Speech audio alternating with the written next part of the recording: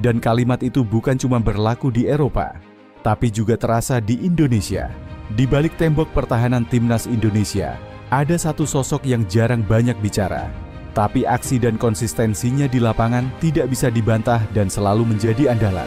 Seorang bek muda, tenang, lugas, dan punya mental baja. Dia bukan pemain naturalisasi, dia bukan pemain dengan hype berlebihan, tapi dia selalu tampil konsisten. Inilah cerita tentang Rizky Ridho Ramadhani, tembok tangguh di timnas Indonesia. Rizky Ridho lahir di Surabaya, 21 November 2001. Sejak kecil, bola udah jadi bagian hidupnya. Bukan di lapangan rumput yang mulus, tapi di gang kecil depan rumah dan jalanan kota Surabaya yang ramai. Orang tuanya sempat khawatir, karena sering main bola di jalan, bisa berbahaya. Akhirnya Ridho kecil dimasukkan ke sekolah sepak bola, dan di sanalah semuanya berubah. Lucunya, dulu Ridho pengen banget jadi striker. Tapi karena sering offside dan fisiknya belum kuat, pelatih menyarankan jadi stopper.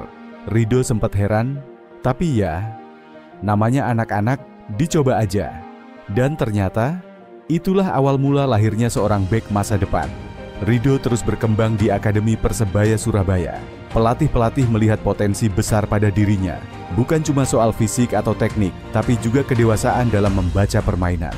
Di usia remaja, Ridho udah punya gaya main seperti bek senior, tenang, sabar dan fokus.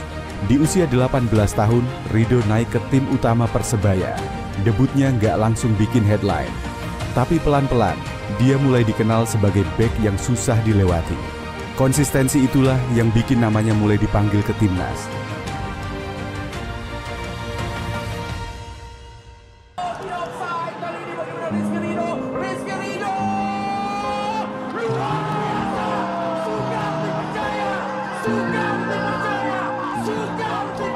Di level internasional, Rizky Ridho sudah mulai mencicipi panggung besar sejak Timnas U19. Ia tampil di Piala AFC U19 dan laga uji coba internasional. Tahun 2021, Ridho dipanggil ke Timnas U23 dan langsung mencuri perhatian.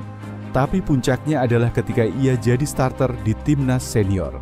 Di bawah arahan pelatih, Ridho menjadi tembok yang sulit ditembus di jantung pertahanan. Ia bermain di berbagai ajang, kualifikasi Piala Asia, Piala AFF, hingga kualifikasi Piala Dunia.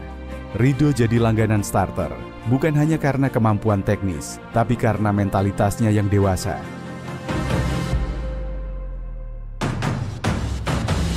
Kanu, 1-2 direbut oleh Rizky Ridho.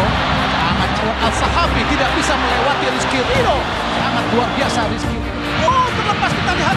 Oh, alhamdulillah berhasil kembali kepada Rizky Ridho.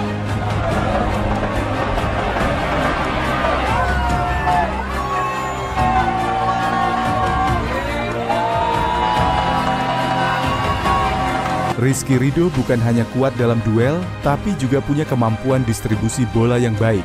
Ia mampu membangun serangan dari belakang, sesuai filosofi pelatih modern. Banyak yang menyebut Ridho sebagai bek modern, khas Asia. Ia disiplin, taktis, dan punya jiwa kepemimpinan. Di usianya yang masih sangat muda, ia kerap ditunjuk menjadi kapten di level U23. Tak heran, pelatih sangat mempercayainya. Bahkan ketika menghadapi tim-tim besar seperti Irak, Jepang, dan Korea Selatan, Ridho tetap jadi pilihan utama. Itulah perjalanan lengkap Rizky Ridho, dari lapangan-lapangan kecil di Surabaya hingga stadion-stadion internasional bersama Timnas Indonesia. Kalau kamu suka dengan video seperti ini, jangan lupa like, share, dan subscribe.